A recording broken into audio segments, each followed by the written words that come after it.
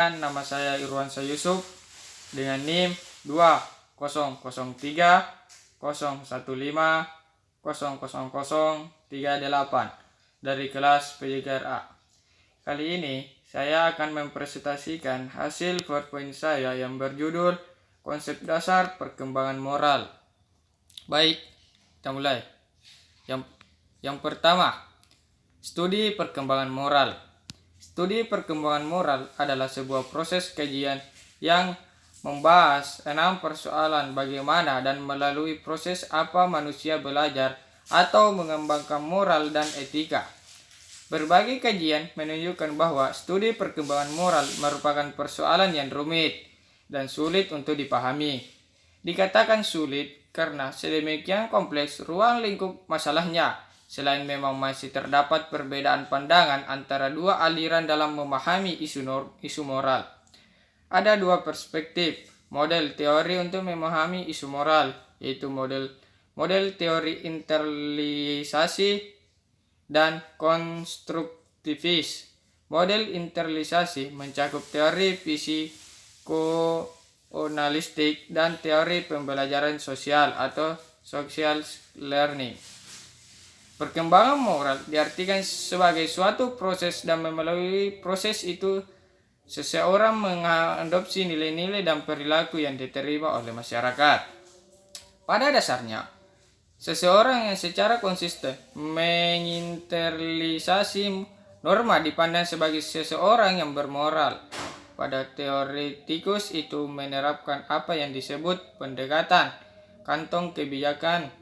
Teori ini percaya bahwa seseorang mencontoh perilaku orang lain sebagai model atau tauladan yang dinilai baik dan memiliki sifat-sifat tertentu atau yang menunjukkan perilaku landasan nilai yang diharapkan pendidikan moral. Menurut kerangka teori tersebut berlangsung melalui proses permodelan dan penerapan unsur pengukuhan termasuk penerapan operan conditioning. Operan conditioning adalah pemberian unsur pengukuhan menyusul terjadinya respon yang diinginkan terhadap stimulus yang disampaikan. Proses itu dilakukan secara berulang-ulang sehingga makin erat hubungan perilaku sebagai respon terhadap stimulus. Aliran konstruktivis percaya bahwa perkembangan kognitif berkaitan erat dengan perkembangan moral. Pemahaman moral secara logis dibentuk dan dikembangkan melalui tahap-tahap pertumbuhan, sementara pertimbangan moral merupakan fondasi bagi keberfungsian moral. Perkembangan moral kognitif didasarkan pada 3 hal pokok, yaitu apa yang dipandang baik dan fair, apa alasan untuk berbuat baik, dan 3 apa perspektif budaya yang melandasi perbuatan itu. Yang pertama, perkembangan moral Piaget. Sebagai orang pertama yang mempelajari pertimbangan moral dari sebuah pendekatan kognitif moral, Piaget merumuskan sebuah model dan teori yang menekankan perkembangan kognitif pada anak-anak. Piaget mengidentifikasi 2 kategori besar perkembangan moral, yaitu pertama, tahap heteronomi, moralitas dari aturan memaksa, dan yang kedua tahap otonomi atau moralitas dari aturan rasional. Pada tahap heteronomi, seseorang melandaskan pertimbangan moral kepada kepatuhan searah, yaitu kepada penguasaan seperti orang tua, orang dewasa, dan peraturan yang sudah mapan. Yang kedua, perkembangan moral Kohibert lewat Squid dalam kegiatan penelitiannya di Universitas Yale dan Universitas Harvard mengembangkan lebih teori Piaget, dan selama 30 tahun ia mencoba mengkaji bagaimana orang belajar dan mengembangkan moralitas. Colbert mengembangkan teori pentahapan moral dari Piaget dengan menyatakan bahwa perkembangan moral mengikuti satu pola dan bersifat universal, mengikuti 6 urutan pertahapan yang diorganisasi sebagai berikut. Pertama, tahap prakonvensional terdiri atas 1. Tahap pertama yaitu tahap kepatuhan karena takut pada hukum. Tahap kedua yaitu mematuhi peraturan untuk kepentingan sendiri karena yang lain berbuat demikian. Tahap konvensional terdiri atas tahap ketiga ditandai dengan perilaku baik sebagai bentuk reaksi sesuai dengan harapan orang dewasa. Tahap keempat yaitu anak secara sadar mempertahankan sistem sosial, tugas untuk keteraturan sosial dan keteraturan masyarakat. Tahap yang ketiga pasca konvensional terdiri atas. Tahap kelima, anak melakukan kontrak sosial dengan lingkungan sosialnya. Tahap keenam, perilaku anak didasarkan pada etika universal yang konsisten. B. Implikasi penalaran moral dan olahraga. Isu sentral yang sering terjadi dalam kegiatan olahraga adalah banyaknya pelanggaran yang dilakukan baik oleh pelatih maupun masyarakat luas. Perilaku tersebut ada yang sudah direncanakan sebelumnya, ada yang spontan karena tidak dapat mengendalikan emosinya, dan ada pula yang dilakukan tanpa didasari dan tiba-tiba masuk ke dalam perkelahian massal dan sebagainya. Berikut ini disajikan 3 subbagian dari penalaran moral. Yang pertama, kesadaran untuk bermain sportif. Kedua, mengetahui, menilai, dan berbuat. 3. Implikasi dalam praktek. Ketiga subbagian ini akan dijelaskan sebagai berikut. 1. Kesadaran untuk bermain sportif.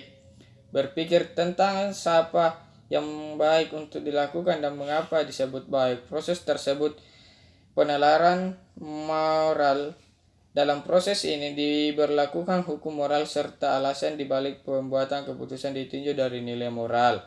Proses berlangsung secara sistematik berkenaan dengan evaluasi terhadap suatu objek dengan menerapkan nilai-nilai yang menjadi rujukan. Kedua, mengetahui, menilai, dan berbuat.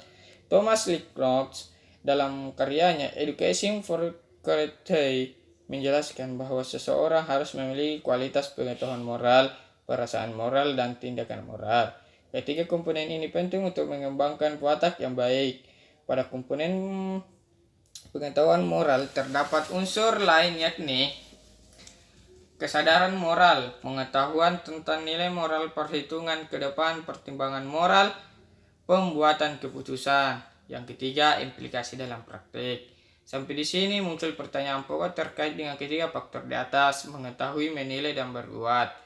Bagaimana penerapan ketiga faktor tersebut dalam situasi olahraga? Ketiga fase itu mempengaruhi keputusan moral.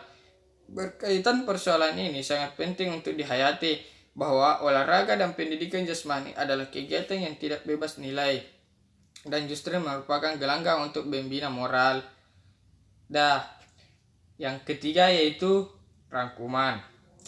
Ada 2 perspektif model teori untuk memahami isu moral, yaitu model teori internalisasi dan konstruktivitis. Model internalisasi mencakup teori personalistik dan teori pembelajaran sosial. Piaget merumuskan sebuah model dan teori yang menekankan perkembangan kognitif pada anak-anak. Piaget mengidentifikasi 2 kategori besar perkembangan moral, yaitu 1. Tahap heteronomi moralitas dari aturan memaksa dan tahap otonomi moralitas dari aturan rasional. Yang kedua, Colbert menyeimbangkan teori pertahapan moral dan Piaget dengan menyatakan bahwa perkembangan moral mengikuti suatu pola dan bersifat universal.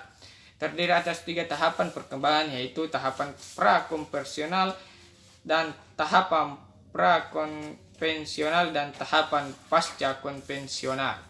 Yang ketiga, penalaran moral dalam olahraga dibagi ke dalam 3 tipe subbagian dari penalaran moral, yaitu kesadaran untuk bermain sportif, mengetahui, menilai, dan berbuat, dan yang ketiga, implikasi dalam praktik.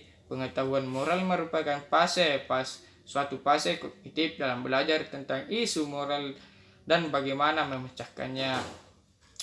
Mungkin hanya ini yang saya bisa presentasikan dari hasil PowerPoint saya. Sekian dan terima kasih. Assalamualaikum warahmatullahi wabarakatuh.